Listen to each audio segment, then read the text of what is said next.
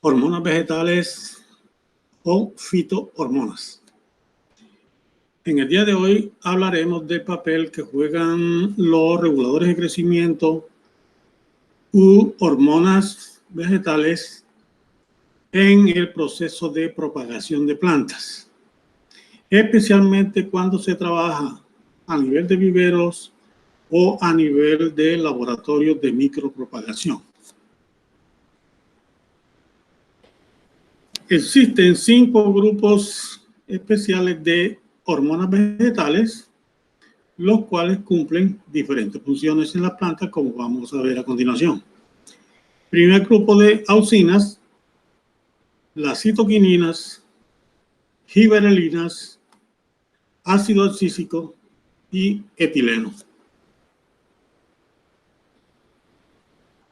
Comenzamos viendo el primer concepto de hormonas vegetales. En el transcurso de la charla veremos 3 conceptos diferentes y entonces encontramos que son un sistema de mensajeros químicos que permiten la comunicación entre las células de la planta y coordinan sus actividades. ¿Eso qué quiere decir? De que las hormonas se sintetizan en un lugar, llevan una señal a otras células distanciadas de ese lugar y coordinan las actividades que desarrollan esas células. Este es un concepto clásico de hormonas aplicado más que todo a las hormonas en animales. Y entonces, en este caso, la síntesis o la formación de esa hormona ocurre en un lugar localizado. Luego, esas hormonas son transportadas en los animales por la corriente sanguínea, son transportadas a otras células que son las que van a actuar y reciben el nombre de células diana. Y estas células diana están distanciadas de las células donde se sintetizó la hormona.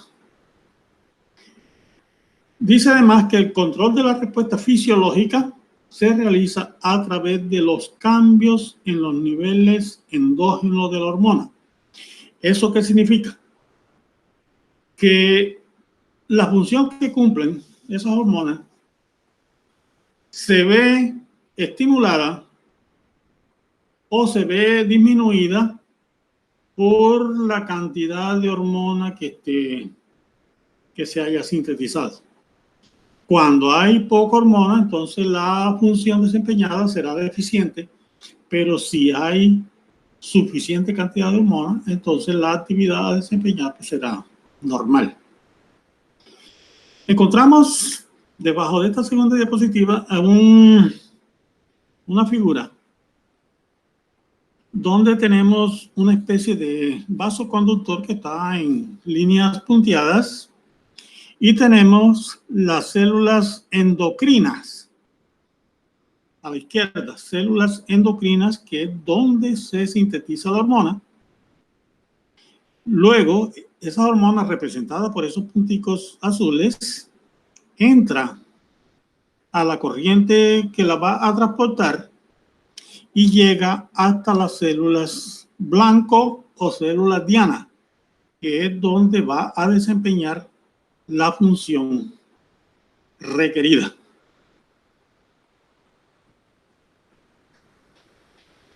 Nosotros tenemos cierto conocimiento general de cómo se comportan las hormonas en los humanos o en los animales. Bien sabido es el papel que desempeña la adrenalina. Cuando la persona sufre un susto o sufre un accidente y se ve estimulado, entonces unas glándulas llamadas suprarrenales, que están arriba de los riñones, sintetizan la adrenalina, que es una hormona que actúa sobre los músculos y hace que estos músculos tengan un desempeño extraordinario, o sea, mucha fuerza. Entonces, esa hormona entra a la corriente sanguínea y llega hasta los músculos y hace que la persona tenga un desempeño extraordinario, o sea, que tenga mucha fuerza.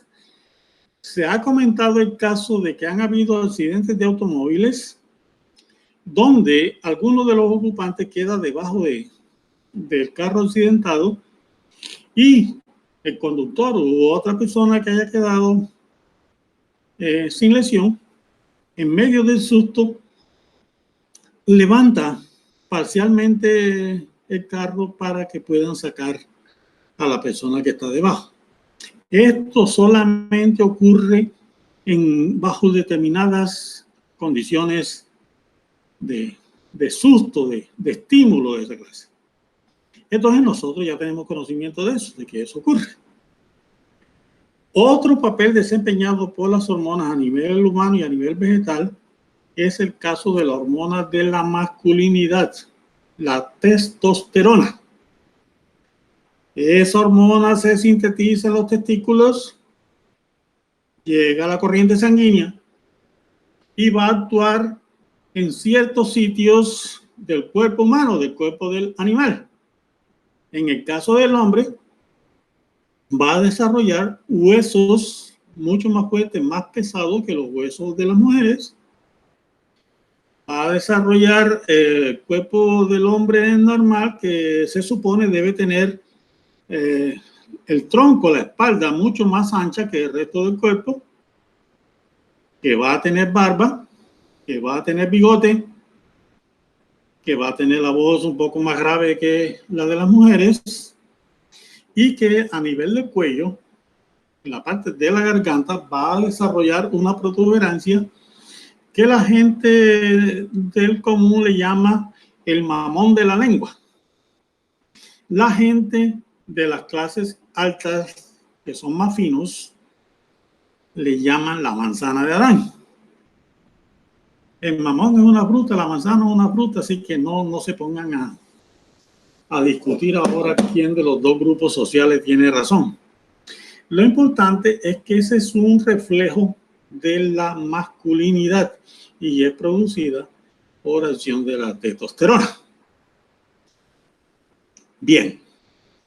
Entonces, veníamos hablando del concepto de hormona y en esta diapositiva, el número 4, donde encontramos una plantica verde ahí abajo, dice síntesis, o sea, ¿dónde se sintetiza la hormona? Dice que en el caso de las plantas, cualquier órgano de la planta está en capacidad de sintetizar hormonas. Cualquier órgano de la planta está en capacidad de sintetizar hormonas. Entonces, lo que pasa es que, digamos, el tallo tierno, el cogollo que llama uno, sintetiza una hormona, las raíces sintetizan otra, el tallo ya formado sintetiza otra, las hojas sintetizan otra. Por eso dice que todos los órganos estarían en capacidad de sintetizar hormonas. Entre esos órganos destacan los ápices meristemáticos del tallo y de la raíz. El ápice es la puntica. Entonces, en este caso estaríamos hablando de la puntica del tallo, la puntica del cogollo y la puntica de las raíces. Los primordios de órganos vegetativos o reproductivos. Primordio es cuando el órgano comienza a formarse, los primeros estadios de formación de los órganos. O sea, si es una hoja, es cuando la hoja está pequeñísima que comienza a formarse. Ese sería el primordio de la hoja. Y el primordio de la raíz sería la puntica cuando comienza a formarse la raíz. Lo mismo sucede con las semillas cuando están en desarrollo, también tienen la capacidad de sintetizar hormonas. Acá, en la figurita que les decía, donde tenemos una planta, encontramos que en la punta del cogollo hay dos flechitas y en rojo dice auxinas y gibberelinas. está indicando que ahí en la parte del tallo se sintetizan las auxinas y las gibberelinas. Son dos grupos de hormonas que tienen funciones diferentes. Y allí dice, actúan en el crecimiento de la planta, aceleran la formación de flores y la formación de frutos. Esas hormonas, auxinas y gibberelinas, cumplen esa función. Activan el crecimiento de la planta y aceleran la formación de flores y frutos.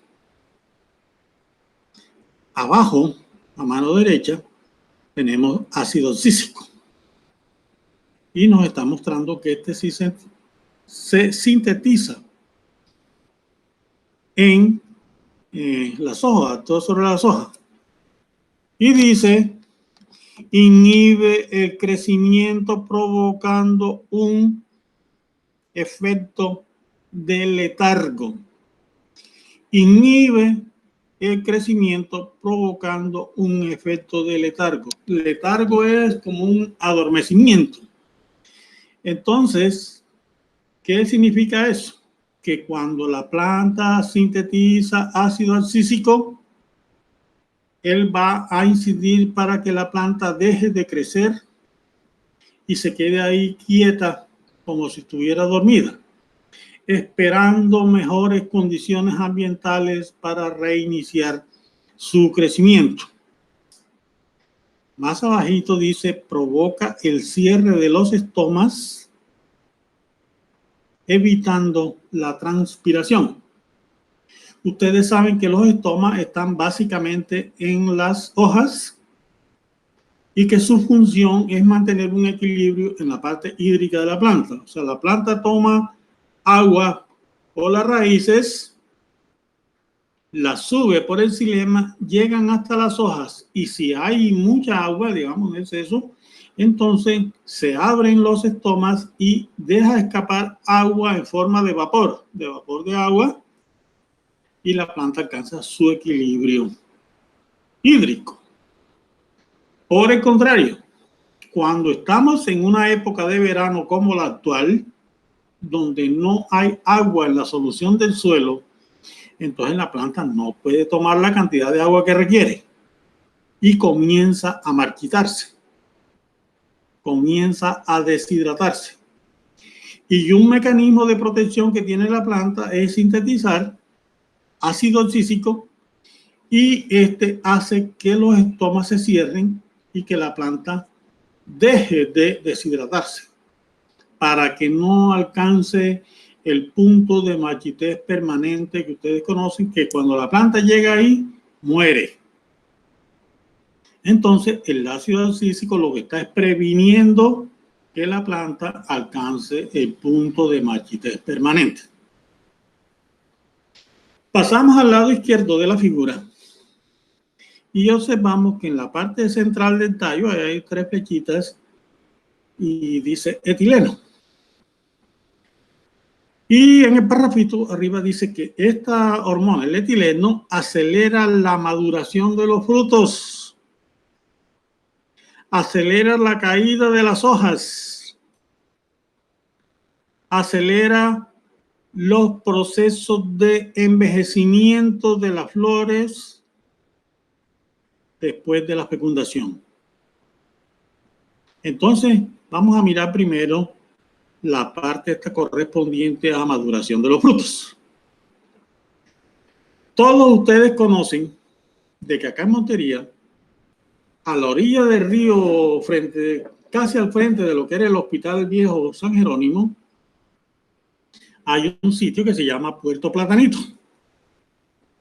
Ahí, ¿qué ocurre? Traen el banano de Urabá, el banano de rechazo de Urabá, y lo colocan en unos cuartos muy rústicos, hechos con palo y plástico y cartón y esas cosas, pero son cerrados. Colocan los bananos ahí en esos cuartos cerrados y le echan unos productos que compran en la ferretería carburo y le echan agua a ese carburo y él en la reacción produce etileno. Ese etileno hace que esos bananos que trajeron de Urabá se maduren rápidamente. A la vuelta de 2 o 3 días ya están completamente amarillos y uno los ve muy bonitos, pero están maduros por fuera, pero todavía por dentro le falta. Y este etileno hace de que ese proceso de maduración sea muy veloz, muy rápido.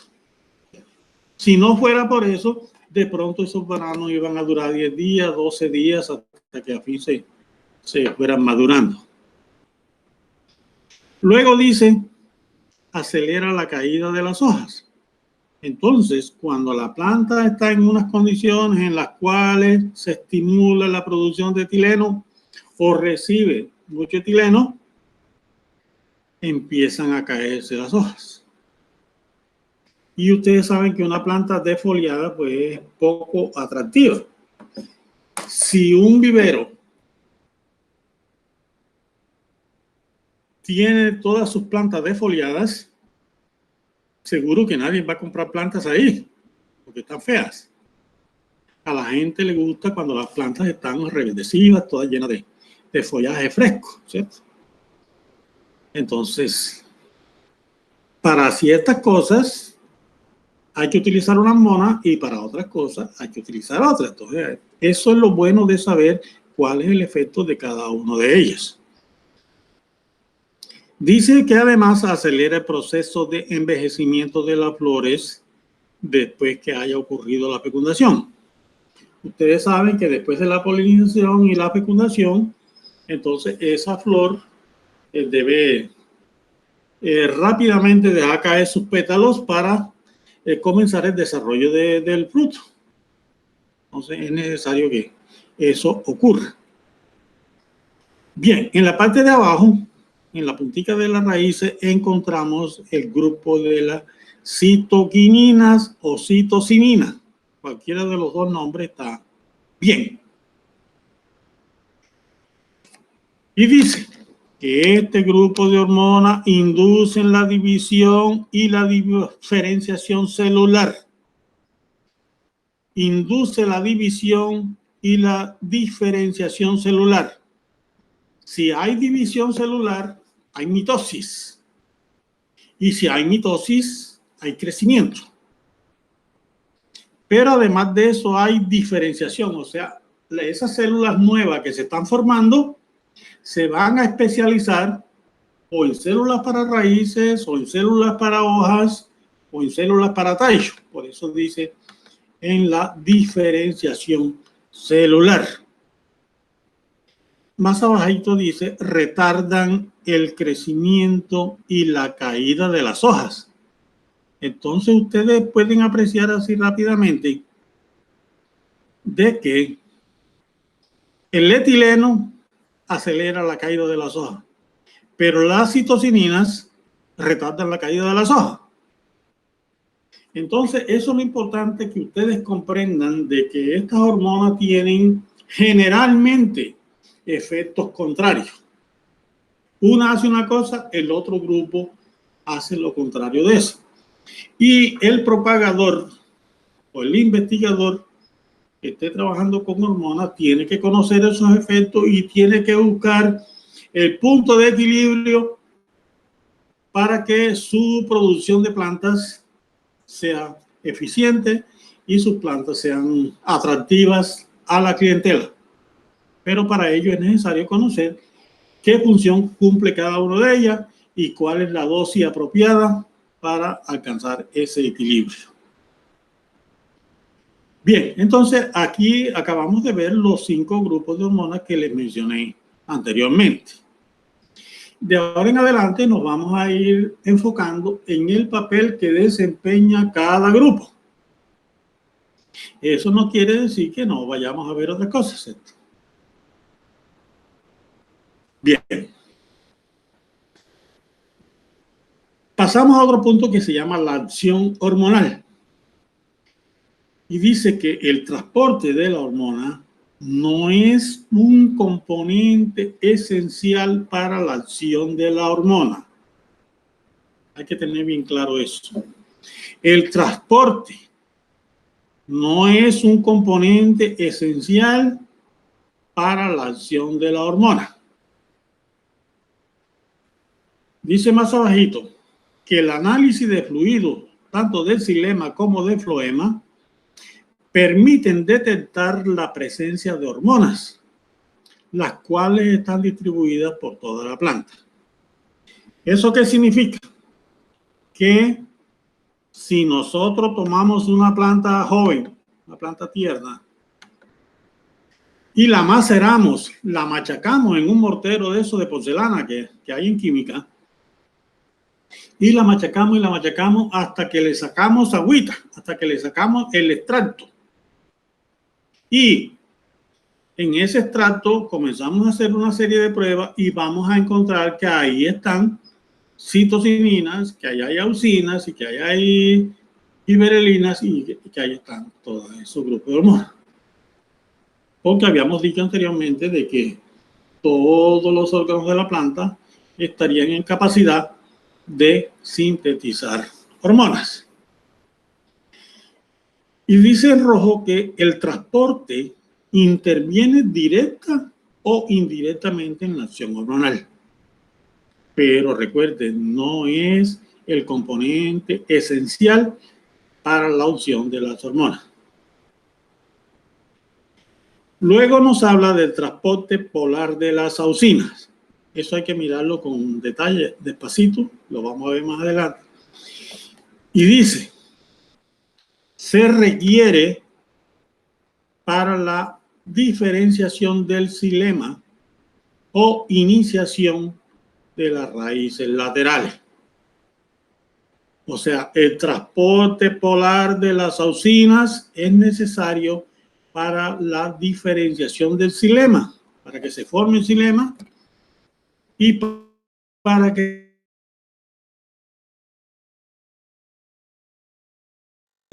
se inicie la formación de raíces laterales. Transporte polar. Ustedes saben, vieron en química por allá hace mucho tiempo, de que existen unas sustancias que son polares y otras sustancias que son apolar. Las sustancias polares son aquellas que se pueden ionizar y van a quedar una parte con carga positiva y otra parte de la molécula con carga negativa. Entonces, las sustancias esas que tienen esa posibilidad de ionizarse y quedar cargadas negativamente y la otra parte positivamente se llaman sustancias polares. Las que no quedan con esa carga se llaman sustancias apolares. Eso es química, eso es viejo. Ustedes deben saber. Y entonces, la sustancia polar, ¿cuál es la gracia de eso? De que las auxinas, que son ácidos, ustedes miran las auxinas y van a encontrar ácido natriacético, ácido indolacético, todas son ácidas. Entonces, esos ácidos, cuando se ionizan, por un lado queda el átomo de hidrógeno y por el otro lado queda toda la molécula de la hormona con carga negativa. Y esa parte de carga negativa va a ir siendo atraída por cargas positivas que tiene la célula en la pared y la va transportando, la va subiendo, y ese es el transporte polar de las auxinas. Más adelante hay otra diapositiva donde vamos a mirar ya con ejemplo cómo es eso del transporte polar de las auxinas. Luego nos dice que la síntesis de ácido abscísico, miren la forma como se escribe ácido abscísico, y se representa por las tres letras ABA. Eso significa ácido abscísico. Entonces dice que la síntesis de ese ácido se produce en los tallos, en las hojas, en los brutos verdes, en los ápices radiculares, en respuesta al déficit hídrico. O sea, el ácido abscísico se produce en las plantas cuando hay problemas de sequía, como los hay actualmente. Cuando estamos en pleno invierno no hay tanta producción de ácido abscísico. Bueno, entonces se producen en esos sitios tallo, hojas, frutos verdes y ápices radiculares y se transporta hasta las hojas y va a producir el cierre de los estomas para que la planta no siga perdiendo agua y no se vaya a deshidratar y se vaya a marchitar.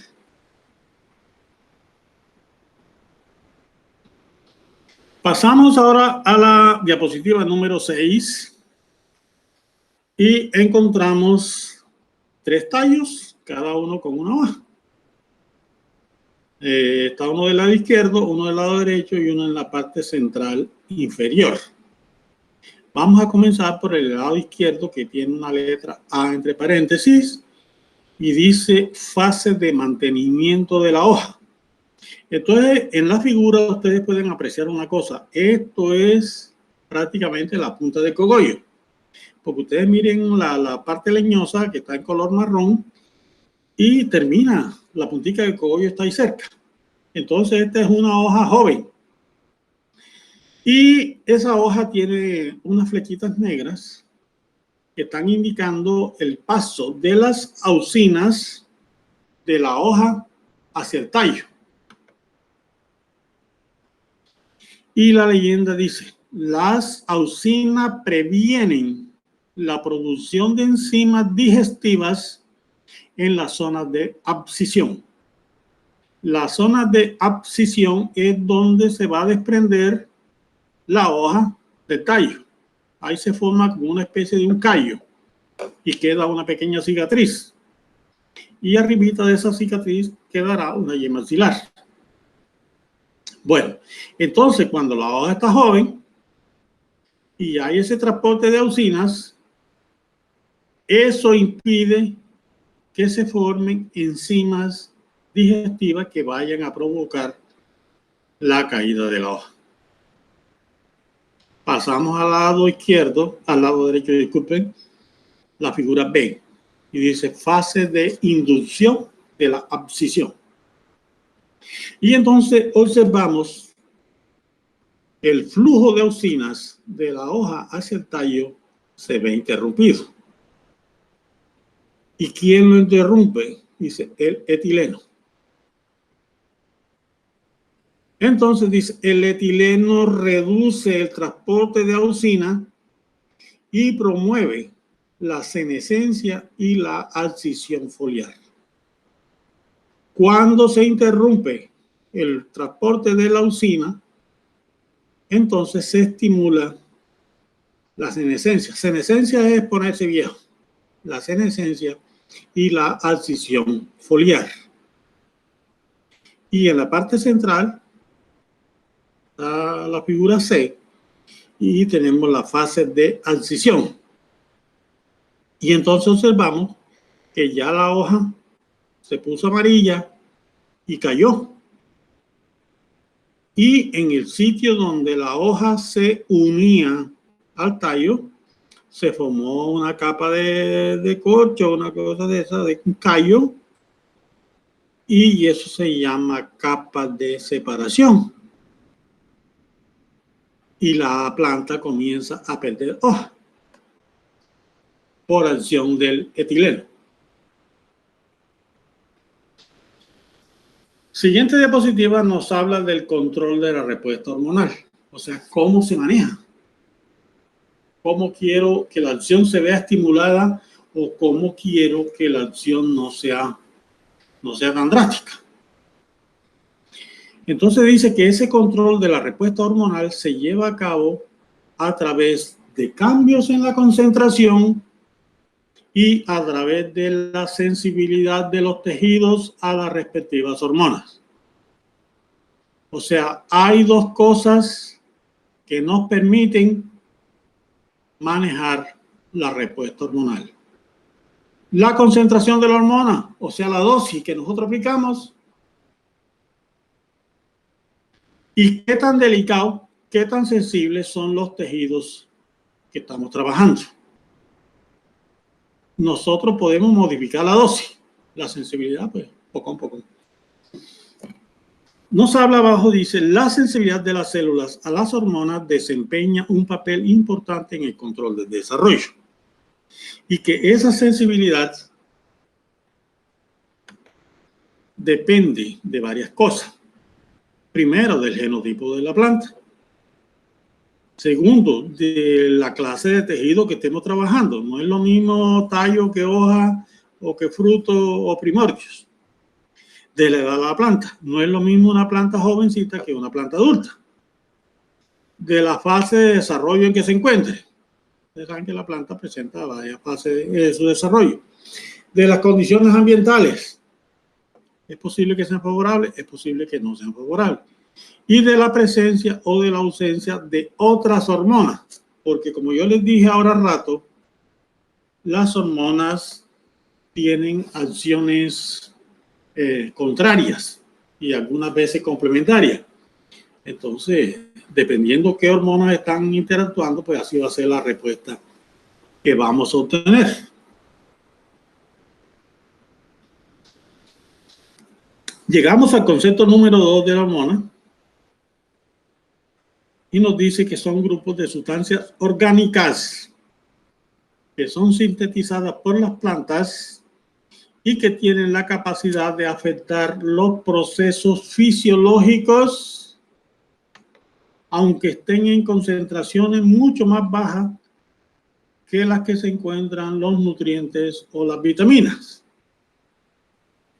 Entonces, en este concepto 2, nos están diciendo que las hormonas son sintetizadas por las plantas, que son de naturaleza orgánica y que actúan en cantidades supremamente pequeñas.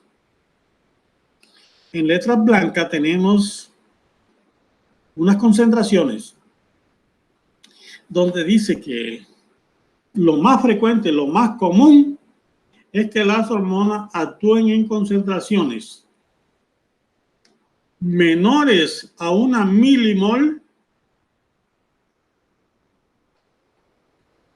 hasta 1 micromol. O sea, la concentración generalmente varía de micromoles hasta milimoles. El problema es que ustedes recuerden ahora qué es una mol. Cuando nosotros vimos química, también hablamos de unas concentraciones de las soluciones y entonces nos hablaban de normalidad, de molaridad, de molalidad y otras formas de medir las concentraciones. Entonces acá es de mol. Para uno calcular una mol, tiene que conocer el peso molecular de la molécula, del compuesto. Y para poder calcular ese peso molecular hay que saber el peso atómico y cuántos átomos hay. Y entonces dice, bueno, hay 10 hidrógenos y cada hidrógeno pesa 1, entonces ahí llevo 10. Hay un carbono y el carbono pesa 12, van tanto. Hay un oxígeno y el oxígeno pesa 16, va tanto. Y así va sumando el peso de la molécula. Ese peso de la molécula es así, no tiene unidad. El peso molecular 100. Ahora, cuando nosotros tomamos el equivalente en gramos de ese peso molecular y lo disolvemos en 1 litro de agua, entonces ahí tenemos una mol. Me explico. Si una sustancia tiene un peso molecular de 280 Entonces nosotros cogemos 280 gramos de esa sustancia y la disolvemos en 1 litro de agua. Ahí tenemos una mol de esa sustancia, de ese producto. La milimol será pesar la milésima parte de ese peso molecular y disolverlo en el litro de agua. Y la micromol, que es ese indicativo que parece una U chiquita con una patica más larga que la otra y una M mayúscula, eso significa micromol, es la millonésima parte de la mol. O sea, la millonésima parte de lo que pesa la mol dividido en 1 litro de agua.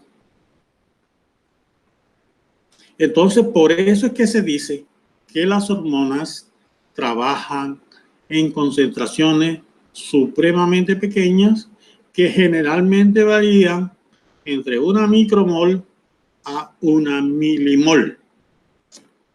Cuando ustedes estén leyendo artículos, sobre todo de micropropagación, van a encontrar las concentraciones que trabajaron las respectivas hormonas, sean citoquininas, o sean giberelinas, o sean citocininas, auxinas, etc.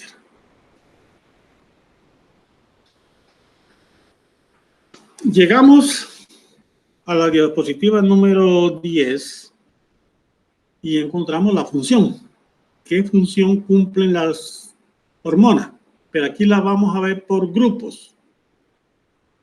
Los grupos tienen, digamos, todas las hormonas de un grupo tienen una función más o menos parecida.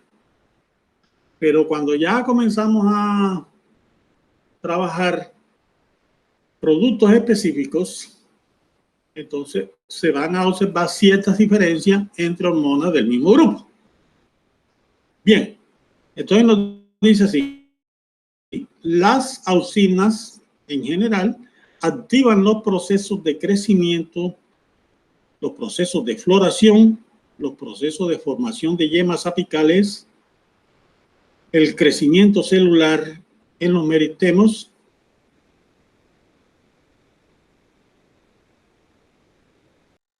y la formación de raíces en los esquejes.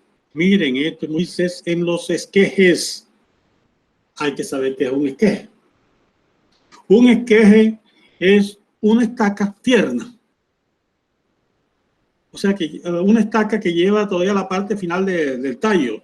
Lleva la punta de cogollo y tiene hojitas. Más adelante hay una figura. Entonces, es un tipo de estaca, pero tiernecita, suculenta. Hay que manejarla con mucho cuidado.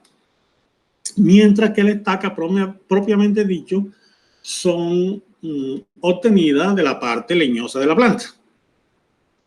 Bien, entonces nos está diciendo eso de que activan el proceso de crecimiento, el crecimiento celular en los meristemas. Entonces, cuando nosotros tenemos un meristema y estimulamos su crecimiento, estamos estimulando la formación de mitosis. Se va multiplicando por 2 el número de células y la planta comienza a crecer. El tejido comienza a crecer. Y luego se van a formar yemas apicales en la punta del cogollo y comienzan a formarse flores. Y entonces, pues la planta entra en un estado de producción. Y la otra cosa es que estimula la formación de raíces, estimula el proceso de propagación vegetativo. Por su parte, las giberelinas hacen germinar la semilla, o sea, estimulan el proceso de germinación de la semilla e inducen a la formación de flores y frutos. Debo decirles aquí que las giberelinas son muchas, más de 100. Y dentro de esas giberelinas se usa más que todo el ácido giberélico. Y el ácido giberélico son muchos, son 21 productos que se llaman ácido giberélico. Pero que de esos 21 se utiliza uno, que es el ácido giberélico 3. Lleva un 3 ahí y normalmente lo conocemos como AG3. ¿Eso quiere decir? Que los ácidos giberélicos, esos 21 ácidos giberélicos que yo les mencioné, tienen diferentes localizaciones de ciertos átomos, y entonces el AG3 pues, es el que ha resultado más favorable para el proceso de elongación de las plantas, para hacerlas que se alarguen. Entonces por eso es el que más se utiliza, el AG3. Y su función, además de hacer que las semillas germinen, hace que los tallos se alarguen. Entonces, imagínense ustedes un señor dueño de un vivero que tiene sus plantitas pequeñas, no tan atractivas, pero si él le aplica ácido giberélico, la planta se estimula el crecimiento y se alargan y se ponen bonitas y se ponen atractivas para los consumidores, para las señoras ricas, que son las que consumen ese tipo de mercado. Luego pasamos a las citoquininas y dicen retardan la caída de las hojas, retardan el envejecimiento e inducen la diferenciación celular, inducen la formación de nuevos tejidos, promueven el crecimiento de las yemas. Entonces ustedes ven que en términos generales las citocininas lo que hacen es estimular el crecimiento. La planta se llena de hojas frescas, hojas verdes. Muchas células se especializan, unas para hojas, otras para flores, otras para tallos. Se forman nuevos tejidos, la planta comienza a crecer y en general promueven el crecimiento de las yemas y la planta se pone muy vistosa, muy atractiva. Pasamos al ácido abscísico, que ya habíamos visto anteriormente, y dice que provoca el cierre de los estomas cuando hay sequía o inhibe el crecimiento del vegetal en momentos de crisis y que produce una especie de letargo ahí, como que la planta está entre que se muere y no se muere. Entonces, este producto, esta hormona, lo que hace de alguna manera es proteger a la planta en momentos difíciles.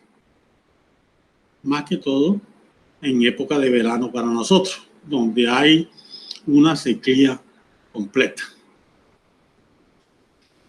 Y pasamos al etileno, que ya habíamos visto que facilita la maduración de los frutos y incide en la degradación de la clorofila y que también hace caer las hojas. Entonces, uno de los mecanismos mediante los cuales se facilita la maduración de los frutos es degradando la clorofila. Ustedes saben que la clorofila es el pigmento verde que caracteriza las hojas y el tallo tierno. Es el encargado de hacer la fotosíntesis. Entonces el etileno hace que se degrade esa clorofila, que se convierte en otros pigmentos y ya adquiere otra coloración diferente a la verde. Y entonces por eso se vuelve amarilla, se puede volver rojiza en el caso de los mangos, etcétera, etcétera. Porque se ha degradado la clorofila y se aceleró la maduración de los frutos. Vemos ahora en la diapositiva número 11 un poquito de historia de cómo se han identificado y obtenido estas hormonas. Y entonces dice que por allá en el siglo XIX, o sea, en los años 800, un señor apellido Sachs postuló, lanzó una teoría de que en las plantas existían unas sustancias morfogenéticas que se moverían de forma polarizada a través de la planta. Entonces, este señor comenzó a hablar del transporte polar de las hormonas desde hace prácticamente 200 años. Desde ese tiempo se está hablando del transporte polar de las hormonas. Y pasamos al concepto número 3. Dice, las fitohormonas son compuestos químicos naturales de origen vegetal, de peso molecular relativamente bajo. O sea, no pesan mucho. Son activas a muy bajas concentraciones. Son sintetizadas en un sitio y posteriormente son traslocadas para ejercer su función en un sitio diferente. Lo que encontramos aquí en este concepto número 3 es que recoge todo lo que hemos dicho hasta ahora, que son unos compuestos químicos, que son de origen vegetal, que su peso molecular es bajo, que actúan en pequeñas concentraciones y que se producen en una parte, en un órgano, y van a actuar en otros órganos del individuo. Y dice que tiene un marcado efecto en los procesos de crecimiento y desarrollo de la planta. O sea, el proceso de crecimiento y desarrollo de la planta sufre o recibe el efecto de las hormonas. Y encontramos abajo nuevamente los 5 grupos que yo les mencioné al principio: auxinas, citocininas, gibberelinas, ácido abscísico y etileno. Pasamos ahora al grupo de las auxinas para hablar en términos generales de ellas. Y dice que fue de las primeras hormonas, o fueron de las primeras hormonas de crecimiento vegetal que se descubrieron.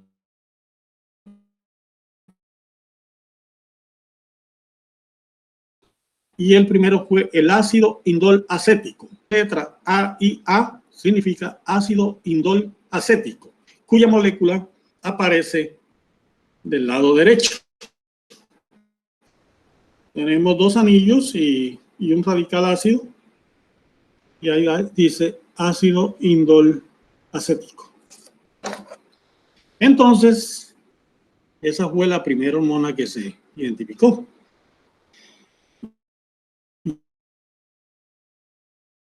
Las auxinas, en términos generales, influyen en, estimulan la división celular del cambium. Ustedes saben que el cambium es una capa de células que está entre el xilema y el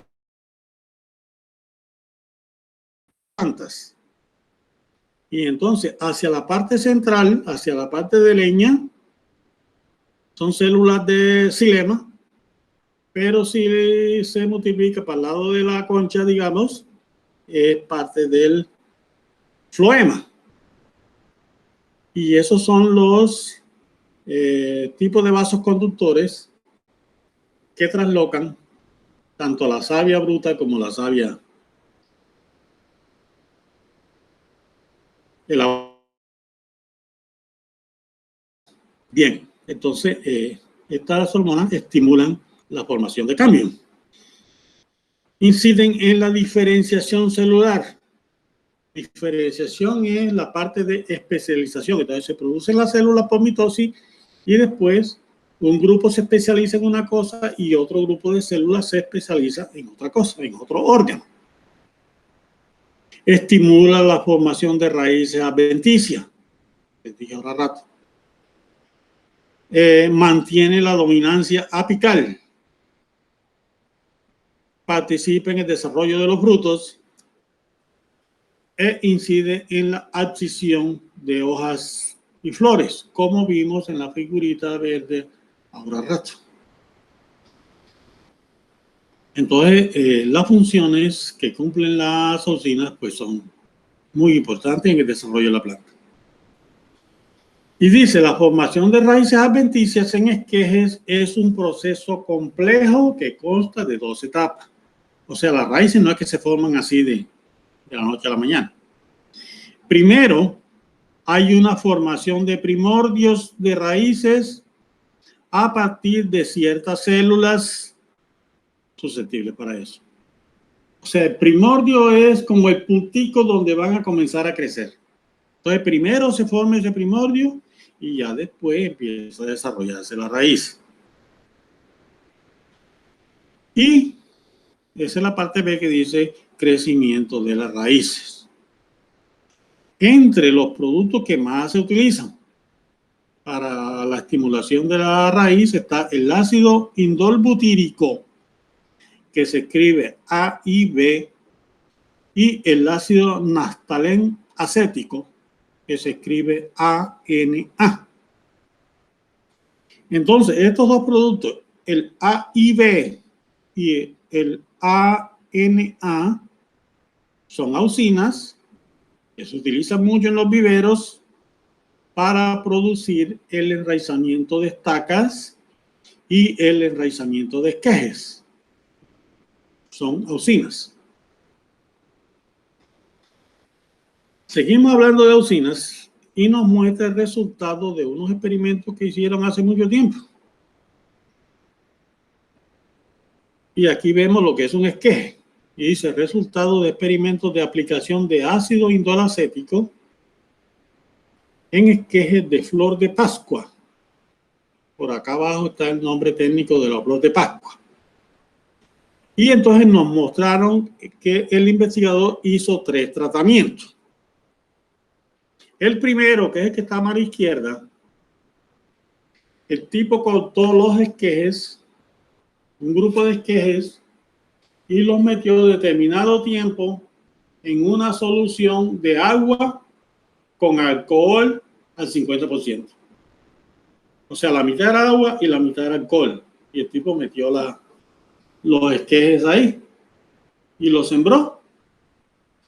Y no echó ni una raíz. Es más, se quemó. Ustedes ven la coloración negra de la base de los esquejes. O sea que con alcohol no funciona. Luego tomó otro grupo de esquejes y los sometió determinado tiempo en una solución baja de hormonas al 0,1%, y el resultado fue de que algunos esquejes enraizaron bastante, otros enraizaron un poco y unos cuantos no enraizaron, pero hubo rendimiento, hubo enraizamiento. Y el tercer tratamiento, que tiene la B, el tipo sumergió la base de los esquejes en una solución a 0,5% de ácido naftalén acético, y ustedes ven la cantidad de raíces que se formaron. De pronto se formaron hasta en exceso.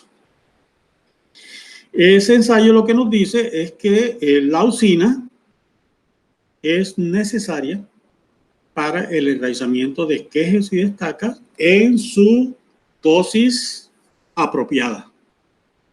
De pronto, A no es la dosis apropiada porque está deficiente. B tampoco es la dosis apropiada porque está en exceso.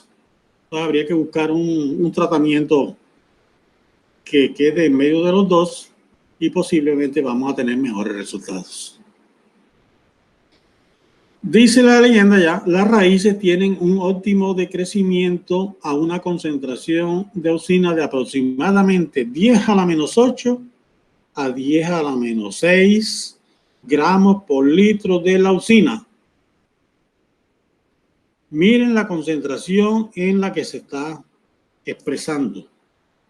10 a la menos 8 o 10 a la menos 6 gramos por litro.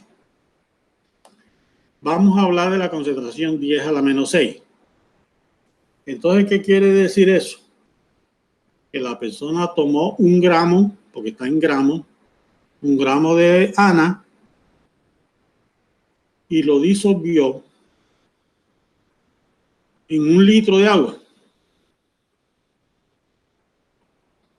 Y entonces, ustedes saben que el litro se divide en mililitros y después se divide,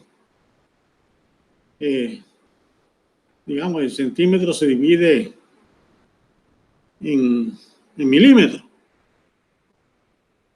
O sea que de un litro uno saca 1 millón de unidades. Entonces, por eso uno quedaría dividiendo 1 sobre 1 millón. ¿Y 1 millón qué es? Un 1 por 10 a la 6. Entonces, cuando ustedes ven la expresión 10 a la menos 6, es que se dividió sobre 1 litro.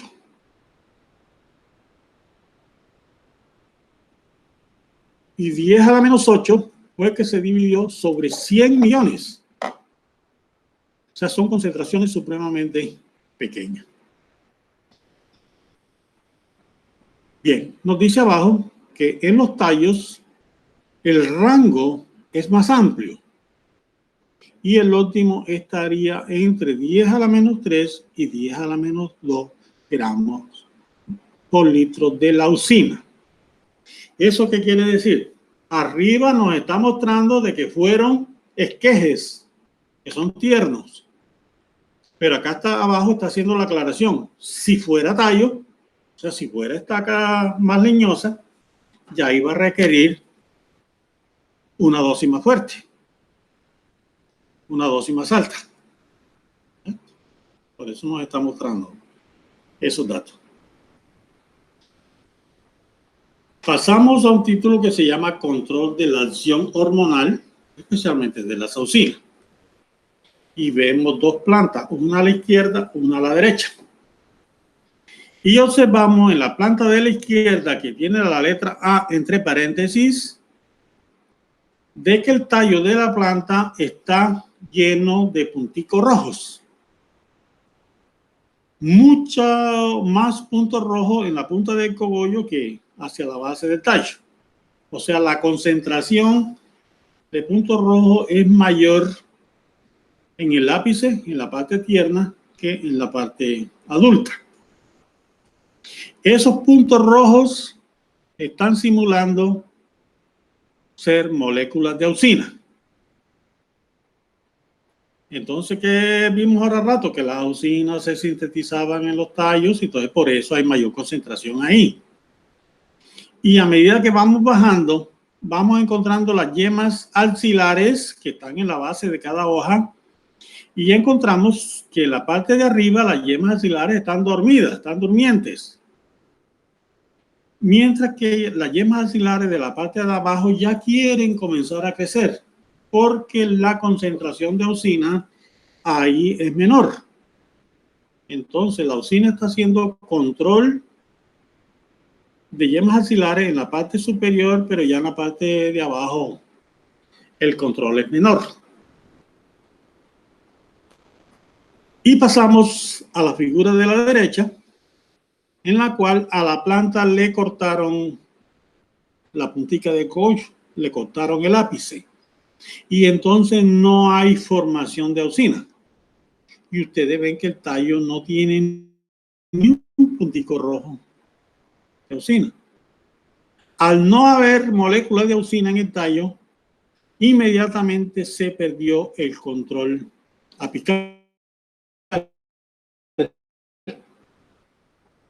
Y todas las yemas axilares comenzaron a desarrollarse, especialmente las de más abajo, que siempre habían tenido menor control sobre eso.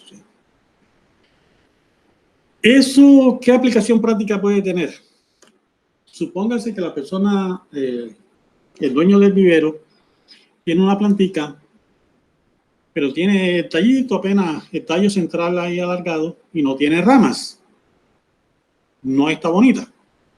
Y entonces una forma de estimular la producción de ramas puede ser esa. Le corta la puntica del tallo. Con eso impide la formación de auxina temporalmente y las yemas axilares y empiezan a desarrollarse y la planta se llena de hojas, de ramas nuevas y de hojitas nuevas y se pone muy bonita. La otra acción sería aplicarle una hormona que tenga una función exactamente contraria a lo que hace la auxina.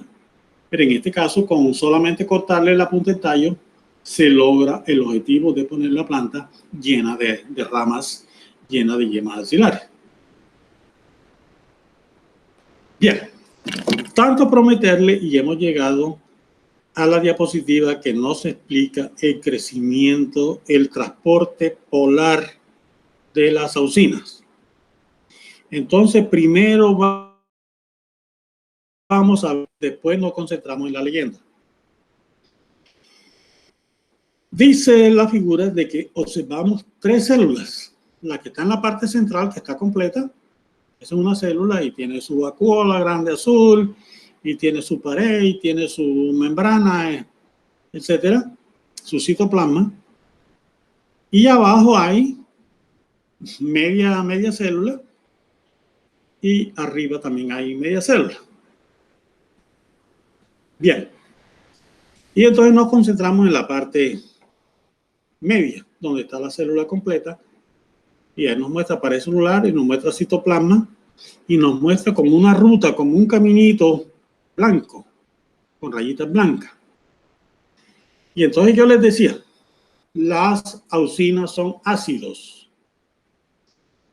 Cuando esa molécula se disocia o se ioniza, por un lado sale el hidrógeno y por el otro lado queda el resto de la molécula con carga negativa.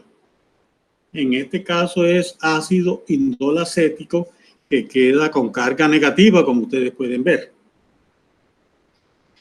Esa molécula con carga negativa es atraída por cargas positivas que tiene la pared de la célula. Entonces la atrae y ella sube a la primera carga positiva. Ahí nuevamente adquiere carga negativa y es atraída a la siguiente carga positiva y así sucesivamente, y va subiendo hasta que pasa a la célula vecina y sigue el mismo proceso y pasa a la célula de más encima, y así se realiza el transporte polar. O sea, el transporte polar es realizado por atracción de cargas positivas sobre las moléculas de auxina que tienen carga negativa. Ese es el transporte polar. Y ustedes ven que hay unas moléculas de ATP, y ustedes saben que el ATP, adenosin trifosfato, que es una forma de guardar la energía de las células, etcétera, etcétera. Y eso, ustedes saben más que yo de eso. Y dice acá, y ahora sin la leyenda, esquema hipotético del transporte polar de las auxinas. Es una hipótesis, por eso dice esquema hipotético. Dice, el modelo quimiosmótico del transporte polar de las auxinas se muestra en una columna de células situada en el ápice del coleóptilo. El coleóptilo es el segmento, digamos, de planta que está entre la radícula y la plúmula. Cuando la semilla, si ustedes cogen una semilla de frijol copí, la echan en agua, es posible que al día siguiente o 2 días después ustedes ven que la cubierta se rompe y sale la puntica de la raíz blanca. Esa puntica de la raíz se llama radícula. Y después sale la parte aérea, ya de colorcito verde. Esa parte aérea se llama plúmula. Y el espacio que hay entre la radícula y la plúmula se llama coleóptilo. Y entonces dice que estas células que están aquí sería un ejemplo de esas células que hay en el coleóptilo. Y nos dice, las bombas de ATPasa con carga positiva usan la energía de los ATP para mantener un adecuado gradiente de protones y de pH entre el citoplasma y la pared celular. ¿Eso qué quiere decir? Que ellas van atrayendo al negativo a través del citoplasma y a través de la pared celular. Esto conduce a que la pared tenga un pH ácido y por lo tanto un exceso de carga positiva. O sea, la pared de la célula va a tener pH ácido y va a tener un exceso de carga positiva. Y ustedes saben que en este caso la molécula de auxina ya tendría carga negativa y por eso va a ser atraída por la carga positiva. Dice acá, ambos factores juegan un papel fundamental en el modelo quimiosmótico del transporte auxínico. Observen cómo los transportadores de ácido indolacético se encuentran siempre en la zona polar de las células. Y entonces nos muestran en figura muy detallada, pero ustedes lo que deben comprender es que la auxina se llenó de carga negativa, perdió un hidrógeno, se llenó de carga negativa y son atraídas por la pared celular que tiene carga positiva y la va trasladando y la va trasladando hasta que pasa a la siguiente célula y de ahí a la siguiente, y así se realiza el transporte polar de las auxinas. Comenzamos a hablar de las citocininas ahora como grupo. Y dice que son mucho más recientes, que su descubrimiento comenzó en 1956 por un señor apellido Scoop. Este señor Scoop aisló la quinetina, que es una hormona que pertenece al grupo de las citocininas, a partir del ácido nucleico del esperma de los arenques. Los arenques son un tipo de peces que hay en el mar. Entonces el señor cogió esos arenques, le sacó el esperma, empezó a manejarlo, autoclavearlo, le sacó el ADN y a partir de ahí aisló la quinetina. Ese nombre de quinetina, por eso dice, el nombre asignado se debe a la capacidad que tiene de promover la división celular. Y ustedes saben que cuando nosotros vimos división celular, cuando vimos mitosis, además de las bases, profase, metafase, anafase, etcétera, la última es citocinesis. Es cuando ya las dos paredes hijas, las dos células hijas forman su pared, su cosa. Entonces, como ella promueve la división celular, por eso se llama quinetina. Las citocininas en general son sintetizadas por las plantas, pero también por algunos microorganismos. Últimamente se ha descubierto de que una serie de bacterias que viven en la rizósfera de la planta, o sea, en la capa que rodea a las células, las células de la raíz en el suelo, ahí hay una cantidad de bacterias que sintetizan diferentes sustancias, desde auxina, citocinina, giberelina, etcétera, etcétera. Entonces, la capacidad de formación de hormonas y de citocinina no es solamente de las plantas, sino que también existen varias especies de microorganismos que hacen lo mismo. La literatura está llena de ejemplos de eso. Incluso la tesis de maestría que yo hice habla de la utilización de esas bacterias en el cultivo de arroz. Sería bueno que por ahí se metan y lean algo al respecto. Pasamos a la ceatina. La ceatina es una de las auxinas pertenecientes al grupo de la citocinina. Y entonces dice, la primera citocinina natural aislada por Miller, natural por Miller, Letan en 1963 en semillas inmaduras de maíz. ¿Qué quiere decir? Que estos dos señores, Miller y Letan, cogieron granos de maíz que todavía no estaban bien secos, comenzaron a procesarlo y a partir de ahí aislaron una hormona citocinina y en honor al maíz, porque el maíz se llama sea maíz, entonces le pusieron ceatina, porque proviene del maíz. Las citocininas son sintetizadas en las zonas meristemáticas de las raíces, como vimos hace rato, en la puntica de las raíces, en los endospermos o en el eje embrionario. El endospermo es el tejido que va a recibir la parte, que va a llevar la parte nutricional de la nueva semilla. Entonces nosotros, como estamos viendo, pues en la semilla ocurre un proceso de formación de citocinina, tanto en el endospermo como en el eje embrionario, y además en la zona meristemática de la raíz.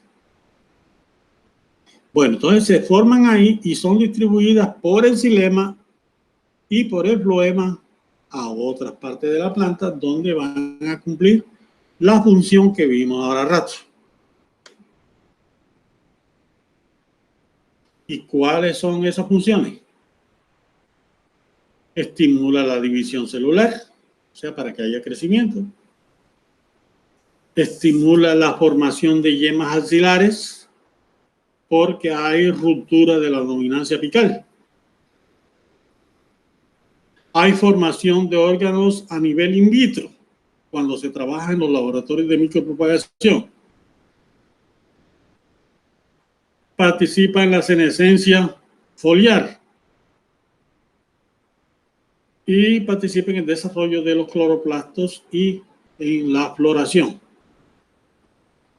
El hecho de que participe no quiere decir que necesariamente sea a favor, puede ser lo contrario, ¿cierto? Entonces, cuando decimos que participa en la senescencia foliar, no quiere decir que estimule la senescencia, sino todo lo contrario, que de pronto no ocurra tan rápido la senescencia.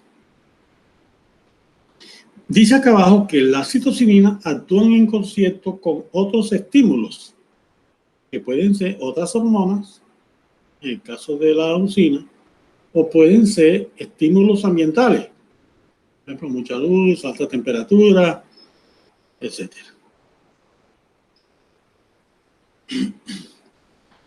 Entre varias de las citocininas tenemos la benciladenina.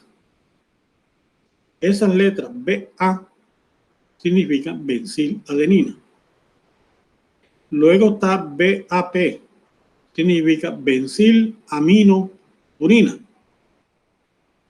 Luego está tiouria, difeniluria, tiadiazurón, que es TDZ. Todos esos son ejemplos de citocininas. Esas que les acabo de mencionar se usan mucho a nivel de laboratorios de micropropagación, que vamos a ver al final del curso, si todo termina bien. Y nos dice por último que las citocininas, junto con el ácido giberélico y el ácido abscísico, tienen un efecto sobre la dormancia de la semilla. O sea, la dormancia de la semilla es el resultado de la interacción de citocininas, ácido giberélico y ácido abscísico. Hay que encontrar el punto de equilibrio de las concentraciones de cada uno de ellos para que la semilla salga de la dormancia. Ahora, hay semillas que no sufren de dormancia. Hay semillas que sí sufren de dormancia. Entonces, la que no sufre, pues lógicamente la dejamos quieta. No es necesario agregarle nada. Pero las que sufren de dormancia sí sería necesario buscar el punto de equilibrio en el cual esa dormancia se pueda superar. Un caso que de pronto ustedes conocen se da cuando el campesino siembra su maíz ahora en mayo, y la época de cosecha, la época de sequía coincide con algunas lluvias, con aguaceros, y uno va y arranca la mazorca y cuando le quita la cáscara observa que ya hay granos de maíz germinados en la mazorca que uno está cosechando. O sea, todavía la mazorca está pegada en la planta y ya comenzó a germinar. Entonces, eso nos indica de que los granos de maíz no sufren de dormancia. Igual sucede a veces con la papaya criolla. Hay veces que uno parte la papaya y al momento de abrirla, enseguida encuentra varios arbolitos de papaya allá adentro. O sea, varias semillas que se han germinado dentro del fruto, porque tampoco sufre de dormancia. Pero hay unas semillas que sí. Pasamos al grupo de las giberelinas y entonces nos dicen que fueron aisladas inicialmente de unos tallos de arroz que estaban afectados por una enfermedad, por un hongo, y ese hongo se llamaba Giberella fujicuroi. Entonces,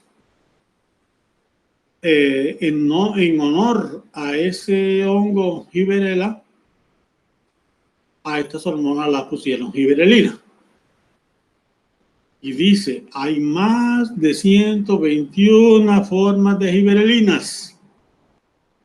Más de 121. Y el ácido giberélico AG3 es el más usado. Yo les dije, de AG3 hay 21. Pero de todos esos 21, el que más se utiliza es el AG3.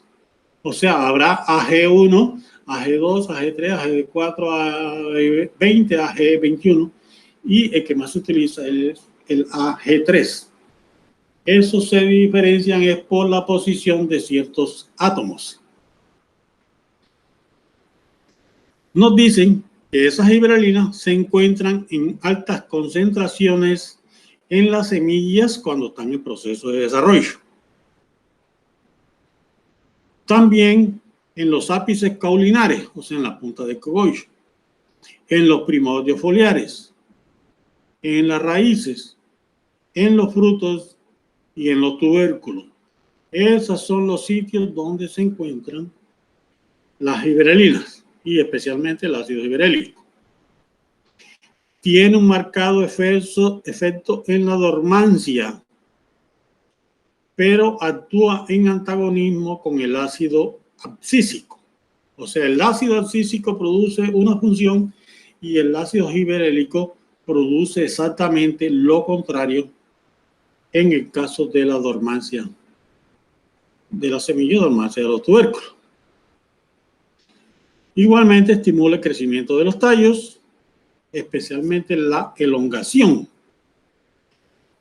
Y dice, el control de la inducción de la floración y el crecimiento y producción de flores y en la formación de frutos y en el desarrollo de los frutos.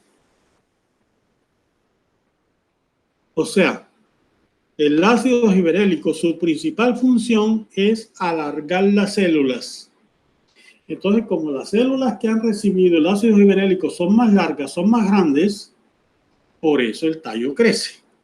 Entonces, por eso estimula el crecimiento del tallo, porque las células son más largas. No es que haya más células, sino que las células se vuelven más grandes. Y habíamos visto que participa en el cuajado de los frutos. ¿Qué quiere decir esto?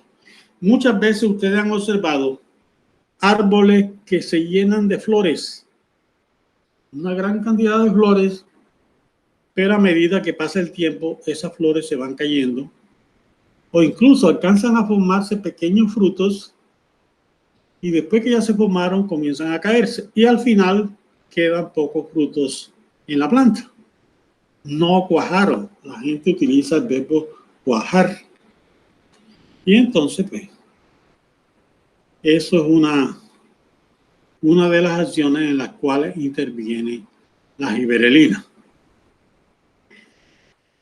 Y dice, debido a sus efectos de elongación, de volver las células más grandes y de división celular, causa alargamiento de los tallos.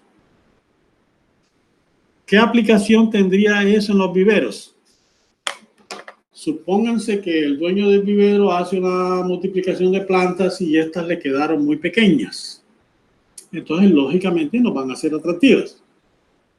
Entonces, el señor sabiamente compraría un producto que contenga ácido giberélico, hace una solución y con la regadera o con una bomba de espalda rocía las plantas que llevan el ácido giberélico y esta estimula la elongación del tallo y la división celular y el alargamiento de esos tallos y las plantas se ponen altas y se ponen bonitas y se ponen atractivas y se aumentan las ventas. Dice más abajito que en el caso de la propagación es utilizado para revertir el enanismo. Hay plantas que sufren de enanismo, muchas veces ocasionadas por virus o por otra causa, y se quedan pequeñas. Entonces, a esas plantas se le aplica una buena dosis de ácido giberélico y ellas superan esa etapa de enanismo y se vuelven plantas grandes. Pasamos al ácido abscísico, ABA, y dice que es esencial en el crecimiento de las plantas, en las cuales se encuentra en pequeñas cantidades como las demás hormonas. Todas las hormonas se encuentran en pequeñas cantidades. Y dice que la síntesis de ABA ocurre en los tallos y en las hojas, en los cloroplastos, en las raíces y en los frutos verdes. Y que este producto se sintetiza directamente a partir del ácido mevalónico, o sea, la ruta de formación, la ruta metabólica del ácido abscísico pasa por la formación del ácido mevalónico y el siguiente paso es formación del ácido abscísico. Y que se encuentra presente en todos los órganos de la planta. O sea, cualquier parte de la planta que nosotros maceremos y analicemos, vamos a encontrar diferentes concentraciones de ABA. Que la función más importante del ABA es el control de la pérdida de agua en las plantas mediante la apertura o mediante el cierre de los estomas. Esa es la principal función del ABA, control de la pérdida de agua en la planta, independientemente de las que le mencioné arriba.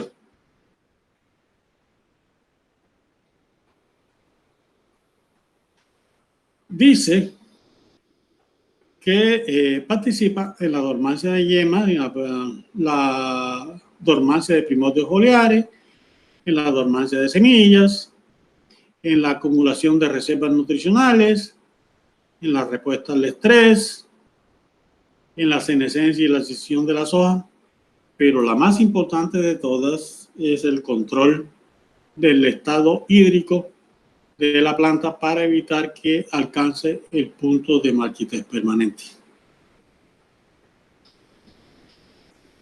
Bien, entonces hasta aquí llegamos con la explicación del uso de las hormonas. En la siguiente clase vamos a continuar hablando del tema, pero es aconsejable de que ustedes accedan a la literatura y lean algún artículo relacionado con el uso de estas hormonas en viveros o en laboratorios de micropropagación, que es donde más se utiliza. Muchas gracias.